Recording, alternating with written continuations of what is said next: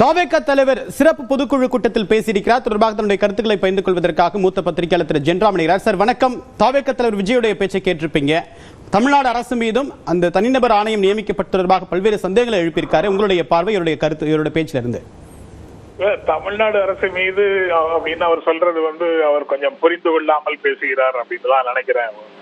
சென்னை உயர்நீதிமன்றம் கொடுத்த தீர்ப்பு, அதன்படி சென்னை உயர்நீதிமன்றம் கொடுத்த ஆணையின்படி உருவாக்கப்பட்டது அந்த எஸ்ஐடி. அதுல சென்னை உயர்நீதிமன்றத்தின் ஏன் இப்படி செஞ்சதுன்னு அவங்க கேட்ட கேள்விக்கு தமிழ்நாடு அரசு எதுக்காக பதில் சொல்லணும்? சென்னை உயர்நீதிமன்றம் கொடுத்தது தானே அது. சென்னை உயர்நீதிமன்றத்தினுடைய தீர்ப்புக்கு முரண்படுகிறார்கள் உச்ச நீதிமன்றத்துல, அவ்வளவுதான். அதனால அது தமிழ்நாடு அரசுக்கு எதிராக அப்படின்னு நான் நினைக்கல. தமிழ்நாடு அரசுக்கு எதிராக இவரு திருப்புறார். அது சரியான ஆர்குமெண்ட் இல்ல. மற்றபடி விஜய்க்கு எதிராக அல்லது தவேகாவுக்கு எதிராக முதலமைச்சர் சட்டப்பேரவையில வன்மத்தோடு ஒரு உரை ஆற்றினார் அப்படின்னு சொல்றாரு. அதுல வன்மமும் இல்ல, உண்மைக்கு மாறான தகவலும் இல்ல. அவங்களுக்கு உச்ச நீதிமன்றத்துல பேசியதும் அவங்க நியாயமாக ஒரு விசாரணை இருப்பது போன்ற தோற்றம் தேவை அப்படின்னு சொல்லி அவங்க ஒரு சிபிஐ விசாரணைக்கு அல்லது ஒரு ஸ்பெஷல் அவங்க கண்காணிப்புல ஒரு விசாரணை குழு அப்படின்னு சொன்னதும் அவருக்கு பெரிய ரிலீஃப் கிடைச்ச மாதிரி ஃபீல் பண்றாரு. ஓகே, அது அவருடைய ஜனநாயக உரிமை. நீதிமன்றத்துல அவருக்கான வழக்கை மனுவை முன்வைத்து அவருக்கு தேவையானதை உச்ச நீதிமன்றத்துல கோரி பெறுகிறார். அதுல ஒன்றும் பிரச்சனை இல்லை. வெற்றி வெற்றியா தோல்வியா இந்த மாதிரி விஷயங்கள்ல மக்கள் யாரு பக்கம் இருக்கிறாங்கிறது அவர் சொல்ற மாதிரி 2026 தேர்தல்ல தான் முடிவாகும்.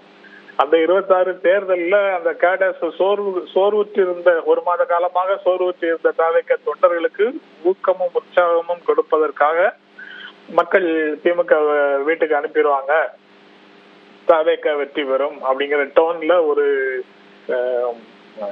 ஒரு பேச்சை பேசுகிறார்ங்கிறத தாண்டி இந்த பேச்சுல உள்ளடக்கம் எதுவும் இருக்கிறதாக நான் நினைக்கல. 2026 சட்டமன்ற தேர்தலில் திமுகவுக்கும் தவேகாவுக்கும் இடையேதான் போட்டி அப்படின்னு சொல்றது மூலமா தன்னுடைய கூட்டணி நிலைப்பாட்டை இன்னும் உறுதிப்படுத்துறாரா விஜய்? தன்னுடைய கூட்டணி நிலைப்பாட்டை உறுதிப்படுத்துறாரு. தன்னை முதலமைச்சர் வேட்பாளராக தன்னை முன்னிறுத்துது தவேக. அதனால மற்றவர்களை விட நான் தான் முதன்மையானவன் அப்படின்னு சொல்றாரு. அதை வேறு வார்த்தைகள்ல சொல்றதாக இருந்தா அவர் அந்த திமுகவை எதிர்த்து முதன்மையாக நிற்பது யார் அப்படிங்கிற போட்டி தான் அவருக்கு பிரதானமாக இருக்கு. அதைத்தானே அவர் இப்போ முக்கியத்துவம் கொடுக்கிறாரு. போட்டி திமுகவுக்கும் எனக்கும் தான் அப்படின்னு சொல்வதன் மூலமாக அதிமுகவும் பாஜகவும் கொண்ட தேசிய ஜனநாயக கூட்டணி அவர்களை விட நான் பெட்டரா பெர்ஃபார்ம் பண்ணுவேன், அவர்கள் வாங்கும் வாக்குகளை விட நான் அதிகமாக வாக்குகளை பெறுவேன் அப்படின்னு அவர் அவங்களோட தான் போட்டியிடுகிறார்.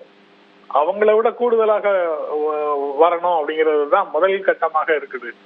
அதுக்கப்புறம் தான் திமுகவை வீழ்த்தி திமுக 2வது இடத்துக்கு தள்ளிட்டு நான் முதல்ல வருவேன் அப்படின்னு சொல்ற பார்வையே வருது.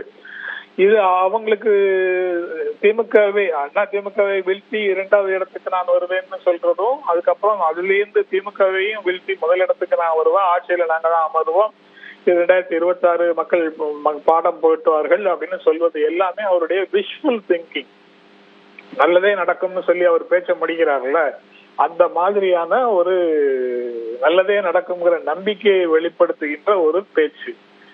களத்துல தேர்தல் களத்துல அவர் சொல்ற மாதிரி நிகழும் என்று நான் நம்பவில்லை. எனக்கு ஆர்வம் சொல்ல தெரியாது, ஆனா அப்படி நடக்குங்கிற மாதிரி எந்த அறிகுறியும் இருப்பதாக நான் நினைக்கல. அதனால அவங்க கேடஸை உற்சாகப்படுத்துவதற்காக அவர் பேசுகிறார். கூட்டணியில மற்ற யாருமே எனக்கு நிகராக இல்ல, என் கூட நீங்க எங்க கூட்டணியில எங்களுக்கு கீழ்ப்படித்து நடக்கிறதாக இருந்தா நடக்கணும், இல்லைன்னா தனியா நின்று 3வது இடத்துக்கோ 4வது இடத்துக்கோ போய்க்குங்க அப்படின்னு ஒரு செய்தியை அதிமுகவுக்கும் பாஜகவுக்கும் அவர் சொல்கிறார். அது அவங்க எப்படி ரியாக்ட் பண்றாங்கிறத பார்க்கலாம். அதுக்கு விரிவான கருத்துக்களுக்கு மிக்க நன்றி திரு ஜென்ராம்.